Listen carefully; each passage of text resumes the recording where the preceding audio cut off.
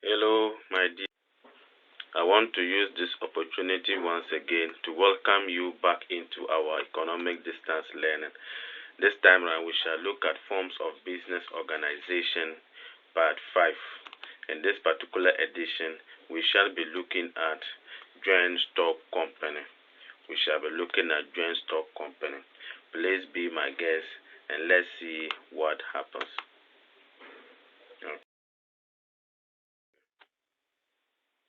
Now, what is a joint stock company? What is it all about? Now, a joint stock company is a business unit where a group of individuals called shareholders come together to pool their resources together to establish a business with the view of making profit, but they leave the management and control of the business in the hands of another group of people called board of directors. So here the owners of the business are different from those who are what managing it. I mean the business is different from what from their owners. A joint stock company may be public or what or private company. It may be a joint what we call a public or what or private, which we shall look at later on. Okay. What are the features of a joint stock company? What are the characteristics of a joint stock company? What makes joint stock company different from what from other what we call business organizations? One, a joint stock company enjoys a legal entity. A legal entity here means what? The ownership of the business is what we call separated from management. Therefore, the business can be sued and can be sued. It means the business can be sent to court, and the owners too can also send the business to court. Okay. Two, the liabilities of shareholders are what are limited. Limited means that shareholders are not liable to creditors after the payment of debt fully up to the amount they contributed into the business, which means that in the case of crisis, debts will only cover what we call it, the business. It wouldn't extend to owners what personal belongings. Three, the day-to-day decision making of the business is in the hands of board of directors who are appointed by shareholders during annual general meetings. Four, a joint stock company has large capital outlay because it could easily increase its capital through the issue of shares and debentures, which we shall look at later on. Point 5. A joint stock company has a continuous existence because the death of a member may not affect the business. Point 6. The affairs of what a joint stock company are not secret since its accounts need to be published to the general public periodically. Point 7. What we call it, the formation of a joint stock company's main purpose is to make profit. To make profit. And the formation requires what? The filling of what? The filling and processing of certain documents such as what? Prospectus, article of association, memorandum of association, etc., etc., which we shall look at what we call it in the subsequent slides or later in this topic. Okay. Now, what are the sources from which what we call a joint stock company could obtain what funding? What are the sources of finance? One, a joint stock company can obtain funding from what? From what? Selling or issuing of shares to the general public. To the general public. So, what we call it, if they need funding, they can easily sell shares to get funding or what? Or debentures. Okay. Two, issue of debentures in the case of a public company, which we have looked at. Three, borrowing from financial institutions. Borrowing from what? From financial or banking institutions which attract interest. This can take the form of loans or overdraft. Four, the use of reserves, that is plowing back profit accumulated over the years that is reinvesting part of the profit made for expansion. Point 5. Trade credit. The use of trade credit and remit cash after sale. That is, they can collect goods from suppliers on credit, and after sale, and after sale, money is paid back to the supplier. Point 6. Investment made by company on some projects or in other financial institutions can be a source of funding. Point 7. High purchase.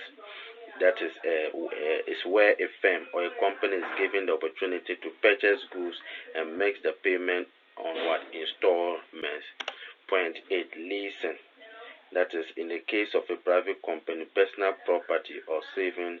Leasing here means what firms sometimes lease some of their equipment for what? For money. Then we have bills of what? Exchange. So bills of exchange is a document duly signed by the debtor's bank given to the creditor to cash the money at what discount. Here the debtor's bank, which could be a company's bank, guarantees the bill of exchange on behalf of the debtor or company and gives it to the creditor or supplier, who will cash it at a discount. This helps the company to get goods on credit from international suppliers and makes payments later. Okay. Discount is taken by the bank because the supplier or creditor needs money on the bill before its maturity or due date.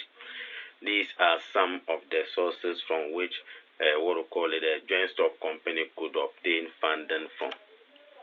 We have what? Personal property. So that was what I was explaining. In the case of a private company, personal property or savings is a means of raising capital. Okay.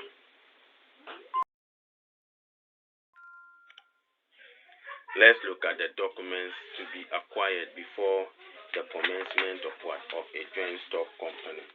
Now, before a joint stock company can be said to be to start operation, it must obtain certain documents. Let's look at them. So let's look at the documents one after the other. 1. We have Memorandum of Association. The Memorandum of Association is a document which covers or regulates a company and its relation with the outside world. That is, the document serves as a charter of the company. So what we're trying to say is that the Memorandum of Association is a document which covers the activities that the company has with the outside world.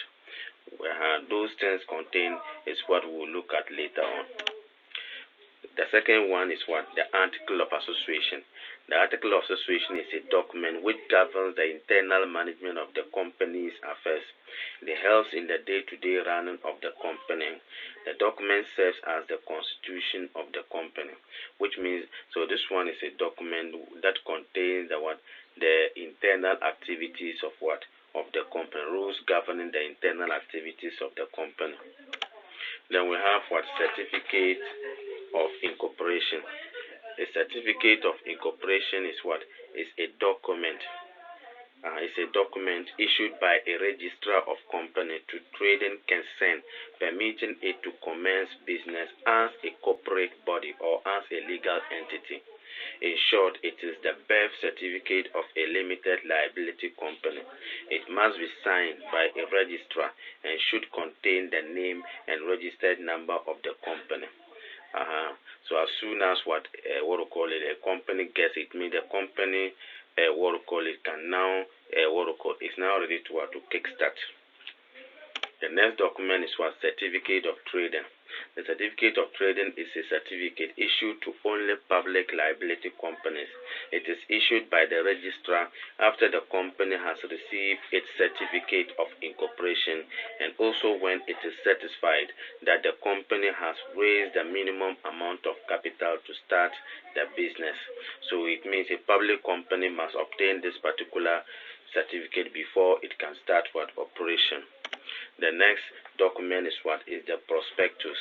The prospectus is a document usually made in the form of a pamphlet in which the general particulars of a company and the shares it intends to issue are set out, and the formal offer that are to be made to the general public to apply for shares. In short, The prospectus is a document which shows the future plans of what? Of a company. These are the various documents that what we call it that a joint stock company must obtain before it can what start operation.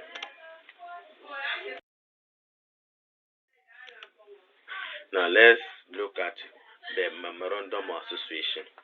What are the what we call it the items that must be contained in the memorandum of association? Memorandum of association, remember, is a document that what we call it captures the activities that the company has with the outside. What are the documents? So it must contain the following: one, the name of the company with limited as the last word. Two, it must contain the objectives and conditions for altering the objectives of what? Of the company. Three, the address and location of the company or the place of the registered office of what? Of the company. It means where the company is what can be found. Point four, the authorized or registered capital. That is the maximum amount of capital permitted to raise. These are the items that must be contained in the memorandum of association. Now let's look at the items that must be contained in what? The article of what? Of association. What are they? So the article of association must contain the following: one, the names of officers. That the names of officers. That is the directors, the auditors, the workers, etc., etc. Two, the number of items to come, the number of times to convey meetings and the procedures to be adopted to hold what? The meetings. Three, the duties or rights and powers of members as between themselves and the company in general. Point four, the details and the manner in which shares will be issued. Point five, the method of auditing the accounts prepared and the other internal arrangements of what? Of the company. And point six, the alteration of capital and borrowing powers of what? Of the company. These are the items that must be contained in what? The article of what? Of association.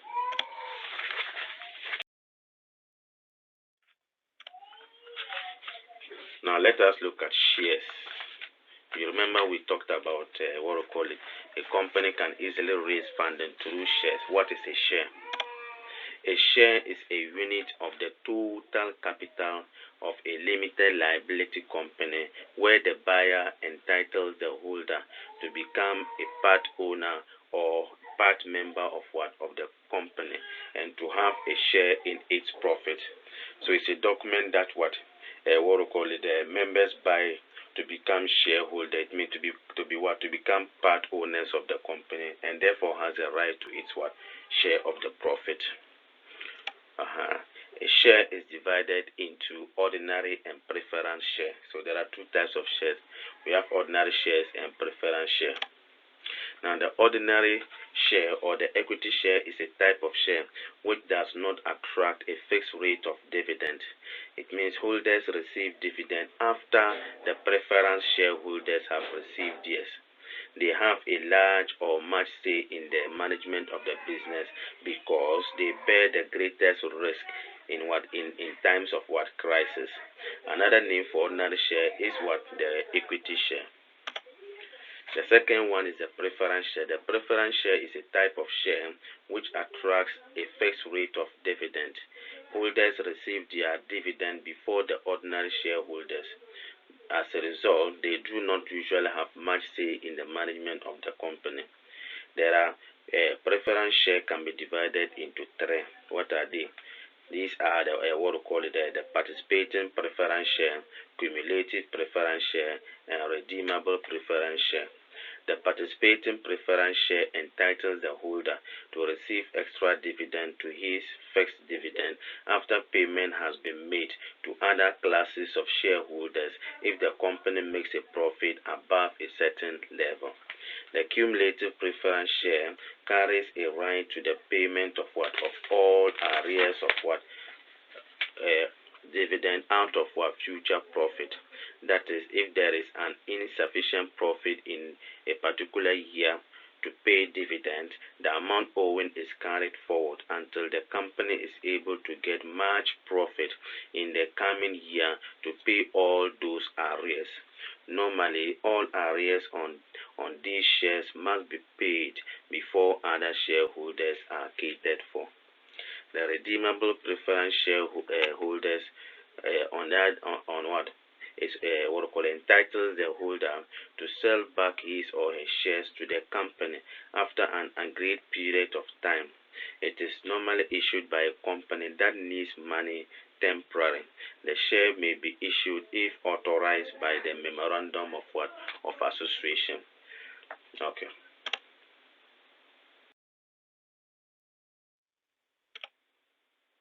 Now let us look at debentures. What is a debenture? A debenture is a document issued by a public company stating that certain capital sum has been borrowed from the holder at a fixed rate of interest to be repaid at a certain future date. A debenture serves as a loan. A debenture serves as what? A debenture serves as a loan for the long-term use in what? In the business. The debenture holder is a part owner. The debenture holder is not a part owner of the company. It's not a part owner of the company, but rather a creditor. There are two types of debentures. These are mortgage debenture and naked or floating debenture. Now, the mortgage debenture is issued with the company assets serving as a security. That is, if the company fails to pay the debenture interest and the principal, the assets of the company, all the belongings of the company may be sold to repay the debenture holders. The naked or floating debenture, on the other hand, is a term used to describe unsecured debentures. That is, they are not secured on any particular fixed asset, but flows generally over the current assets of the company. Now, the floating debenture receives a fixed rate of interest. So, okay. So he receives a fixed rate of interest. So that is the naked or floating debenture.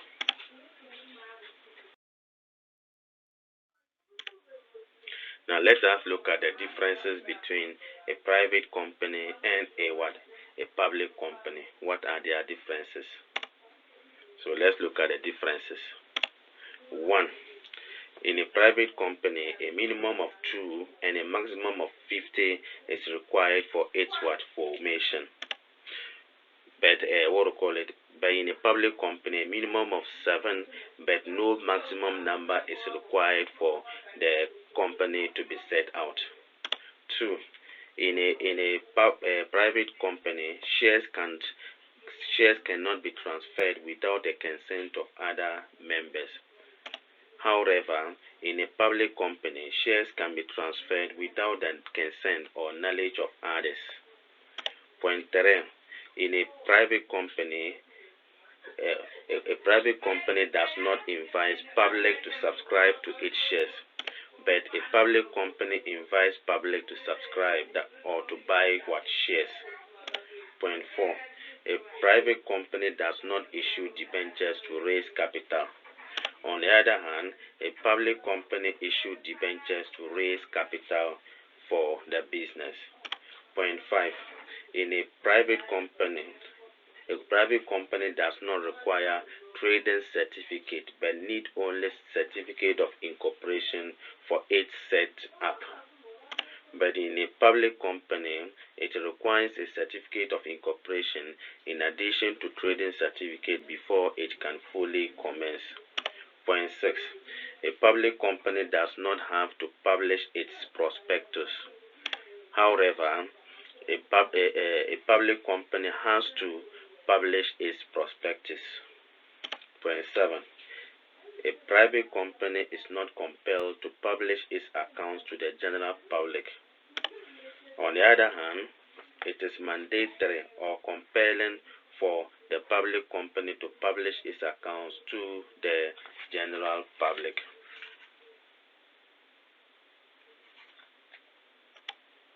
Okay. Now let us look at the advantages of what a joint stock company. Let's look at the advantages of joint stock company. What are they? One, the ability to issue shares and debentures makes joint stock company possible for business to raise large capital to expand so as to enjoy economies of scale. Two, the liabilities of what members of a company are limited to the capital contributed. Therefore, a creditor cannot go beyond the business belongings or assets in enforcing payment of debt owed by the company. Point 3. A joint stock company has continuous existence because the death of a shareholder or a member of the board will not affect the business in terms of its operation or winding up. Point 4.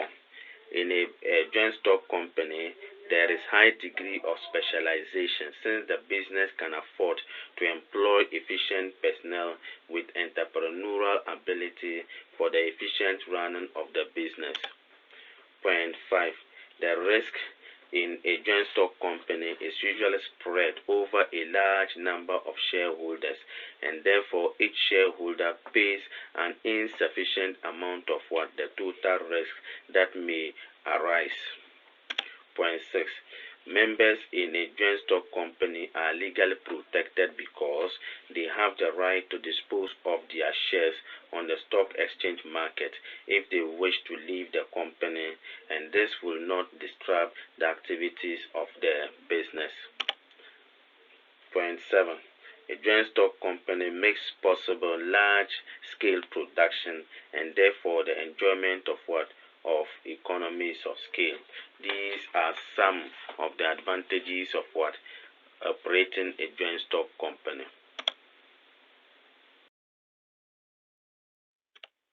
Let's look at the disadvantages of joint stock company.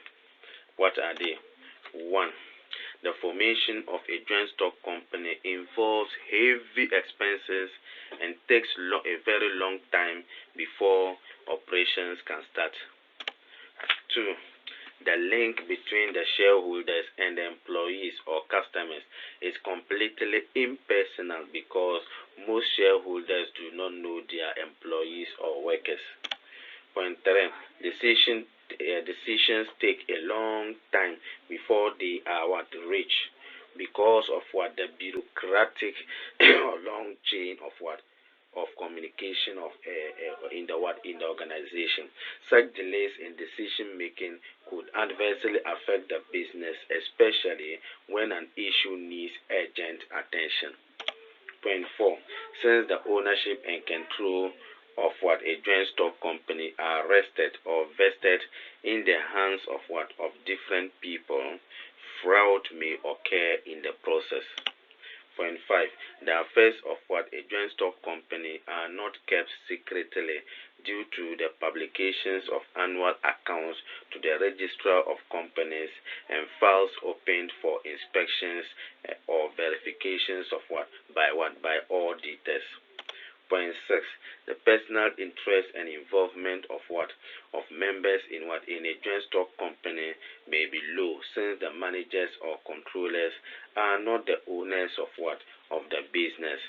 These are some of the advantages of belonging to what we call a joint stock company.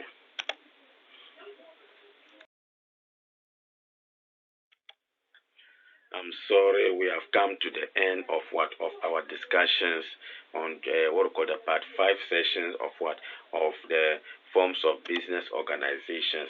Till we come your way for us to look at another form of business organization. I wish you all the best. May peace be upon you all. Bye bye.